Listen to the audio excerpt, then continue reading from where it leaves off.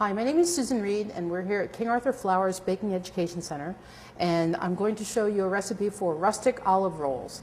This is made with a lean dough, which means it has very little fat in it, and it's a little bit of olive oil for flavor. But lean doughs depend for their flavor on time and yeast working for quite a while. So what we do here is make what's called a starter. It's also known as a pre-ferment. There are lots of different names for it. But we're just going to get a little bit of yeast introduced to some flour and some water, a 1/16 of a teaspoon. So really, the tiniest little pinch. That's all we're going to use. And this is 4½ ounces or 1 cup of bread flour, which is a high protein flour. And we're going to add an equal amount of water, 4 ounces of water. And we're just going to stir this up. And the same way that yeast works to make grape juice into wine by converting all of the ingredients into something that tastes completely different and much better, we're going to give this yeast plenty of time overnight to do its thing. When you make a bread that has a starter in it, they tend to stale much less quickly. They stay fresh longer. So I'm just going to cover this and leave it at room temperature until tomorrow. The starter has now had a day to grow, and look at the difference in its personality. It's got all kinds of bubbles in it, which means the yeast has been very happy here. It's grown and it's got all kinds of flavor in it. So now we're going to build the rest of the dough, including this starter. So all the starter goes in our mixing bowl. You can mix this by hand if you wanted to. You could mix this in a bread machine. All you would need to do is set the bread machine on the dough cycle and put all of these ingredients in the bread machine's bucket and let her rip. Now I've still got a little bit of flavor in here and I don't want to lose that, so I'm going to add 4 ounces of water to the dough. And I usually use whatever water the dough requires to help clean out this, because I don't want to leave any of this flavor behind. There we go. Now, the rest of the dough gets some more yeast. The first yeast, that little teeny tiny bit, is enough to get things moving, but it's really not enough to lift this dough up in the amount of time that we have to do it. So we're going to give it some more yeast. I'm going to give it 2 tablespoons of olive oil, extra virgin right here. This gives the bread a little bit of softness for texture and a lot of nice flavor, and it is an olive roll after all. And we're going to give it some salt. So those are all the ingredients, and next is the flour, which I've already measured out, which is another 2 cups of bread flour. Bread flour is a high protein flour that gives the bread a nice chewiness and a fair amount of structure, and it needs a little more water than all-purpose flour does. So that's what we've used here. So we're going to put the bowl on the mixer. Make sure you pop it down. And we're going to mix this with the dough hook. You could start with the paddle if you want, but the dough hook is fine. And when you're going to do this, you want to start it at slow speed so that you don't get the big poof of flour going everywhere. So we're just going to get everything moistened up. And on a mixer like this, you really don't want to go past medium speed, and you're going to let this dough mix itself and knead itself for about 5-6 minutes. Now, once this is going around a little bit like this, I'm going to stop it so you can see the dough coming together. And I'm just going to use the dough hook to scrape the bowl down a little bit. Now, see, I've got some drier, shaggy bits and some wet, sticky bits that need to all come back together. But that's what the mixer will do for me. So we're going to come back and look at this in a few minutes once this has gotten nice and smooth and bouncy. So the dough has been mixing now for about 6 minutes, so we're going to turn it off and see how its personality has changed. Aha, much, much smoother than it was before. So, ooh la la. See how this is nice and stretchy?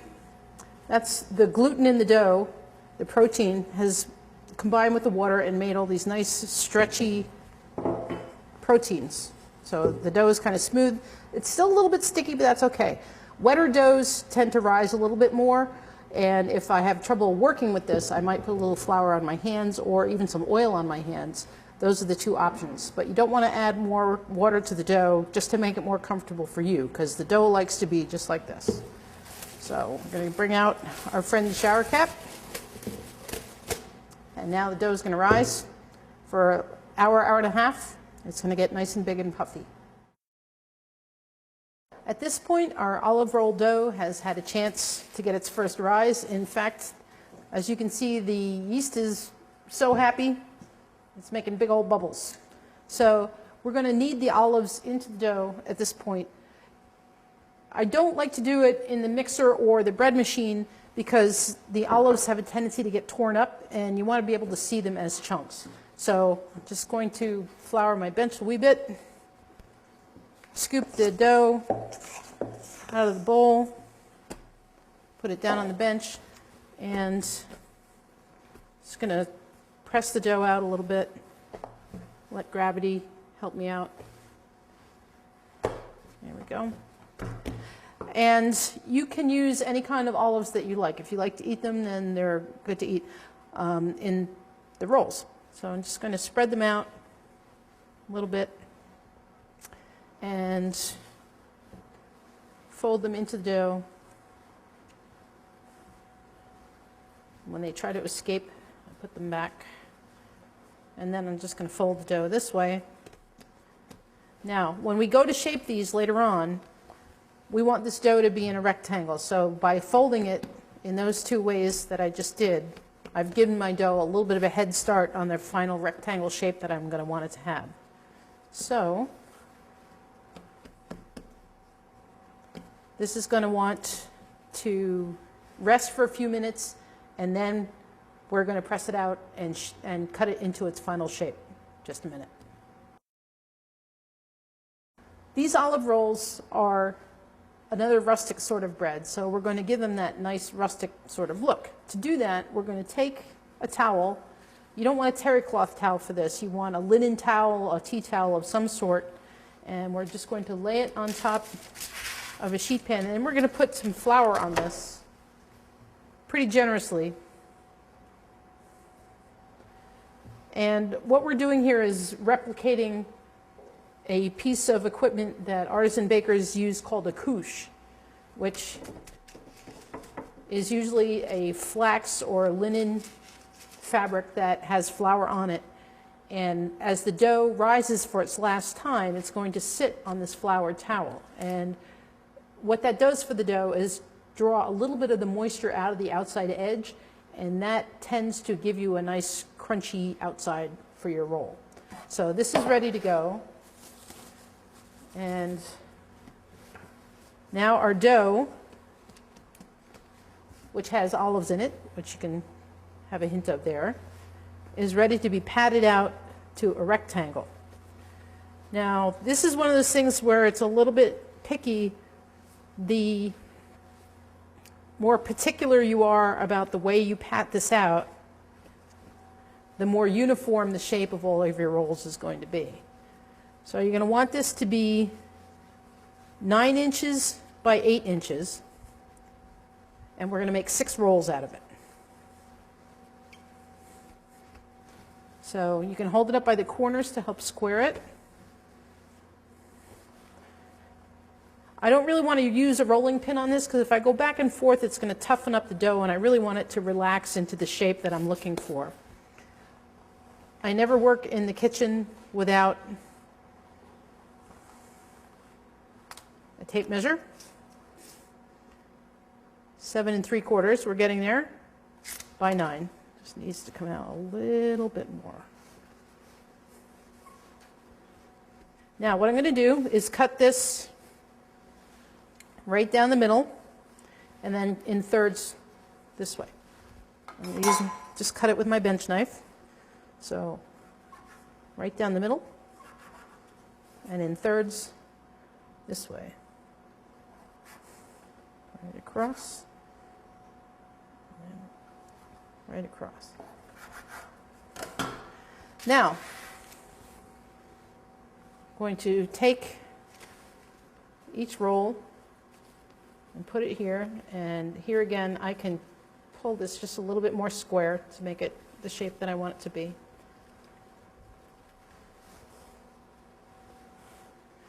And there goes that one.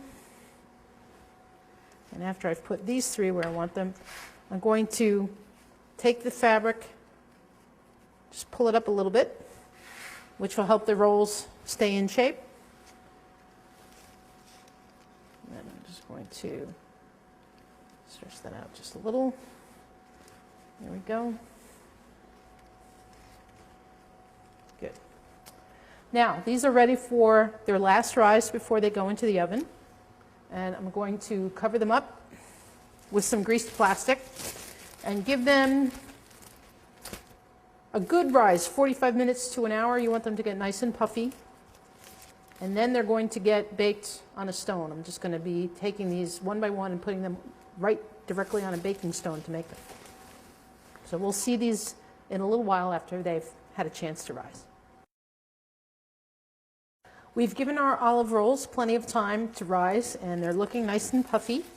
So what I'm going to do is very gently pick up each one of these, and I'm going to turn it over so that the floured side is showing on top. And then they're going to bake for about 15 to 20 minutes.